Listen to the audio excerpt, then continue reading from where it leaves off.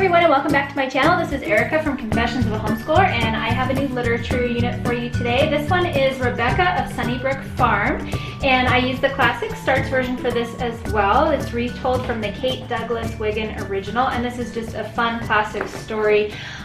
If you have enjoyed Heidi or Little Women or Little House in the Big Woods, I think you will enjoy this one. So you'll want to get a hold of this book. The download does not include the book at all. I borrowed this one from my library. You can also get them online, and I have links for the book in the unit so you know where to get it and all of that. I do get questions on whether or not you can use these units with another book version, and I think that you can, but the chapters don't line up quite as exactly, and so you may have to do a little legwork on your own to possibly, you know, pre-read or skim the chapters to make sure that they're lining up with the mini books that are included in my unit, because it really is written to go exactly along with this version. So let's take a look and see what's inside this lap book.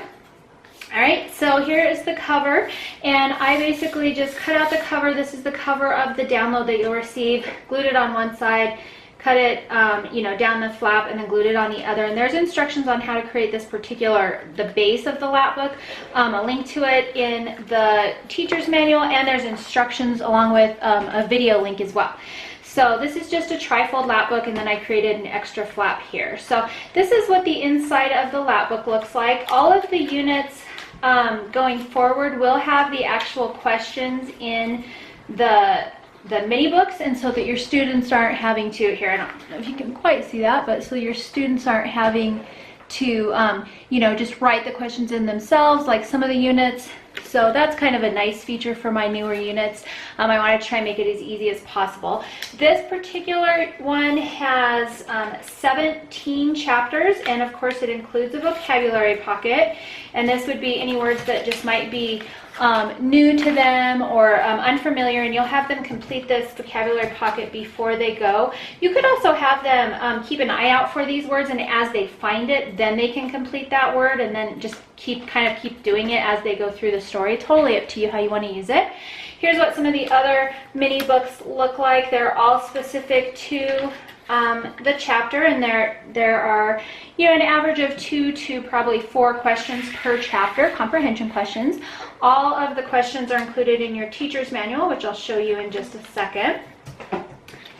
And then here's the rest of that. And then how I like to do it is on the back side, I just add this little pocket right here, and I just cut a file folder in half and then taped it on with packing tape. And then I store all of our reports in there. So this particular one comes with a predictions, a predictions worksheet, which basically talks about, I have my students look at the cover of the book, and then they can kind of decide what they think is going to happen, where they think it's going to happen, when, etc. And then when you're done reading, you can always come back and check. Just to see how accurate, if they could read a book by its cover, basically. This is just a story timeline. This one's kind of optional. Sometimes I have them do it, sometimes I don't, but they can write in you know, dates or important events. They can draw little pictures, just kind of a storyboard timeline as they go through. There's also a few facts about the story that would be like the setting, the plot, the main characters, things like that, and I'll fill that out as they go through the lessons as well. There's a protagonist antagonist worksheet where you're going to talk about what those terms mean, who they are, why are these people at odds, what's the solution. There is also a book report page with a few prompts to kind of help out students who haven't had to do a whole lot of book reporting before, and then some spaces for them to write a summary and then what their thoughts are. And then I include just kind of a little bit more of an empty book report version. This can be used for either older kids or as a second page if the first page wasn't enough. And then I also include a book versus movie report in case you'd like to get a hold of a DVD version of this and then compare it to the book that you wrote. And then I just threw in an extra thoughts one as well so that you can take a, you know, if you have any notes or anything else like that. All right, so those are the reports, and then I like to just pile them up and stick them in this pocket back here, just because it's kind of a nice way to keep everything together. When you have your little set here, you can also put these, instead of doing them, you could have your students glue these in pages in like a 3-ring binder or something if you don't want to do the whole lap book thing.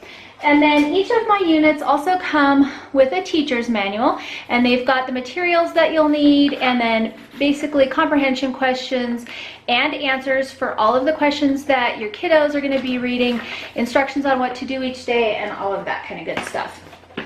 So that is basically what you'll get in the download. You get your teacher's manual with all of the comprehension questions, you get all of the mini books and printables to make the lap book, and then you just have to get a hold of the actual book itself from either your library or online. So alright, so this is what the Rebecca of Sunnybrook Farm lap book looks like. I hope you enjoy this one. If you have any suggestions for a literature unit that you'd like to see me do a lap book for, make sure to leave a comment below. I'll also put a link to where you can get this one in the description box, and I have 40 plus more of these in my store. If you don't like this particular book, there are plenty to choose from. So thank you so much for watching this video. Thank you for spending time with me today, and I will see you next time.